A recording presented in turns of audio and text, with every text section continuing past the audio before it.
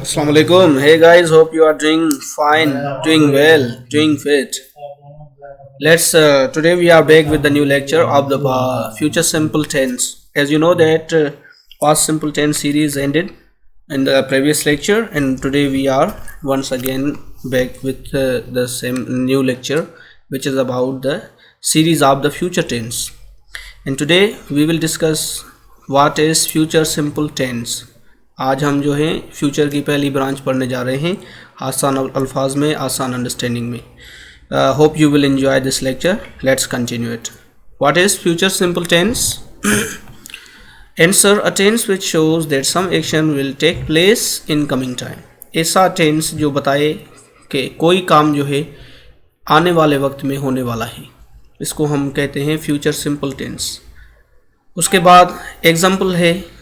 पहले मैंने कुछ एग्जाम्पल्स लिखे, बाद में हम उसका स्ट्रक्चर भी पढ़ेंगे इंशाल्लाह. He will enjoy the party along with his friends. वो अपने दोस्तों के साथ पार्टी इंजॉय करेगा. नेक्स्ट एग्जाम्पल है they will complete their medical studies इन 2029. वो अपनी मेडिकल की जो पढ़ाई है वो 2029 में कंप्लीट करेंगे या मुकम्मल करेंगे. Abdullah will read newspaper. Abdullah newspaper पढ़ेगा. They will come here to enjoy the family function. वो यहाँ आएंगे फैमिली फंक्शन को इन्जॉय करने, मज़ा लेने फैमिली फंक्शन का. एग्जाम्पल है ही विल ऑपरेट कंप्यूटर. वो कंप्यूटर चलाएगा. Paras school Kandiaro will announce admissions for new academic year. Paras school जो है अपने न्यू अकेडमिक ईयर के लिए एडमिशन का आगाज़ करेगा.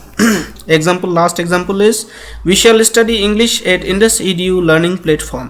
हम जो है इंग्लिश पढ़ेंगे इंडस ईडीयू लर्निंग प्लेटफॉर्म से. चलते हैं नेक्स्ट स्लाइड की तरफ भाई लोग, so that we can study more about it.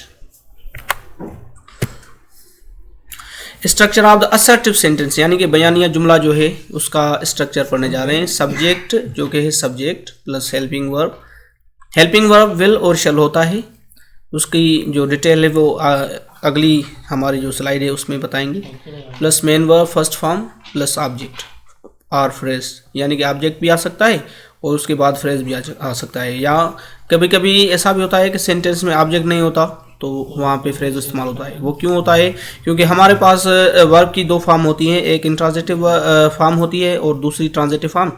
अगर ट्रांजिटिव फॉर्म आती है तो जो हमारा सेंटेंस है उसमें ऑब्जेक्ट ज़रूर आता है, और अगर इंट्रांजिटिव आता है तो उसके बाद जो है ऑब्जेक्ट नहीं लगता, फिर फ्रेज आ जाता है.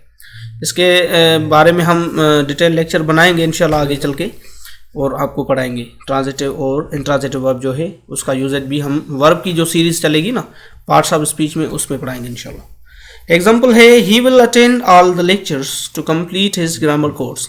वो सारे लेक्चर्स अटेंड करेगा अपना ग्रामर का जो कोर्स है वो मुकम्मल करने के लिए. Sir Faryal will teach maths to 8th grade students with heart and soul. हमारा एक टीचर है सर फरियल, वो जो है 8th क्लास के स्टूडेंट्स को मैथ पढ़ाएगा दिल की गहराई से. और उसके बाद है example Rahil will sell clothes to feed himself and his babies. Rahil अपने बच्चों को और अपना पेट भरने के लिए और अपने बच्चों का पेट भरने के लिए जो है कपड़े सेल करेगा, कपड़े जो है बेचेगा. उसके बाद है teacher will announce new course for the new batch. उस्ताद जो है वो अपनी न्यू बैच के लिए न्यू कोर्स अनाउंस करेगा, न्यू कोर्स का जो है आगाज़ करेगा. Guys, hope you have understood it. Let's move to the next slide. Structure of the negative and interrogative sentence. Subject plus helping verb will or shall plus not plus main verb plus object or phrase. ये है negative sentence का structure. उसके बाद आता है negative sentence always ends on full stop. पिछले की तरह मैंने यहाँ भी ये शो किया है कि जो negative sentence होता है वो full stop पे एंड होता है. Helping verb plus subject plus main verb plus object और फ्रेज इंट्रोगेटिव सेंटेंस. ये है हमारा स्ट्रक्चर इंट्रोगेटिव सेंटेंस का, यानी कि सवालिया जुमला जो होता है जिसमें हम कहते हैं कि किसी चीज़ के बारे में सवाल करते हैं. Note interrogative science sentence always ends on sign of interrogation. यहाँ पर भी मैंने लिखा है कि जो हमारा कोई भी सवालिया जुमला होता है वो साइन ऑफ इंट्रोगेशन पे एंड होता है, ख़त्म होता है.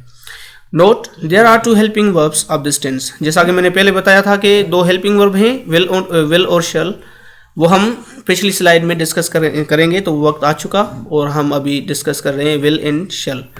Note shall is used with I. Shall जो है सिर्फ दो सब्जेक्ट के साथ इस्तेमाल होता है, आई और वी, जो कि हमारे पर्सनल प्रोनाउंस में गिने जाते हैं, जो हमारे पर्सनल प्रोनाउन होते हैं, फर्स्ट पर्सन प्रोनाउन जिसको कहते हैं, जो बंदा अपने लिए इस्तेमाल करता है।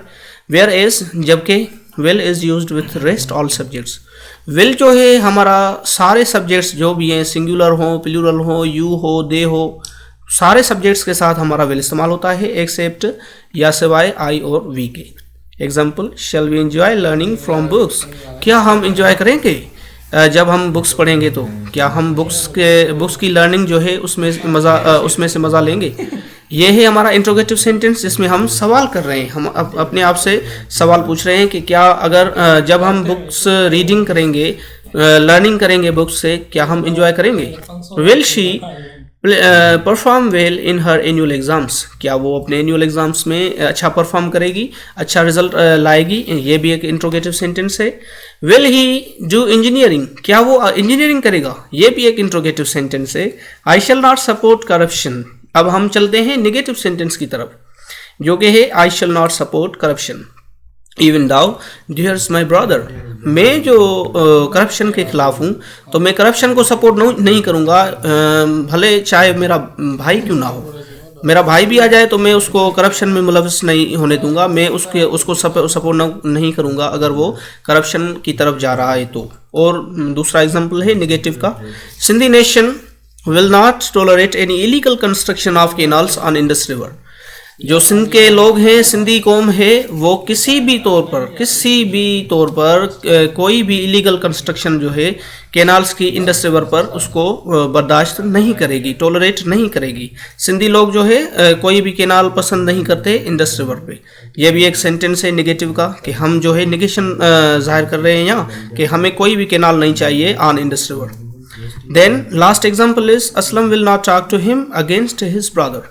असलम जो है वो इसके साथ बात नहीं करेगा अपने भाई के खिलाफ, यानी कि वो जो है इसके भाई का दुश्मन होगा, या उसके भाई से जो है उसे कोई इख्तलाफ होगा, तो वो उसके भाई के बारे में असलम से बात करना चाहता है, लेकिन असलम ने साफ इनकार कर दिया है कि वो उसके भाई के खिलाफ उसके साथ बात नहीं करेगा। गाइस, ये था हमारा फ्यूचर सिंपल टेंस का पहला lecture. Hope you have enjoyed and understood. Till next lecture, see you again इंशाल्लाह। Tata and enjoy our lectures। Thank you, sir.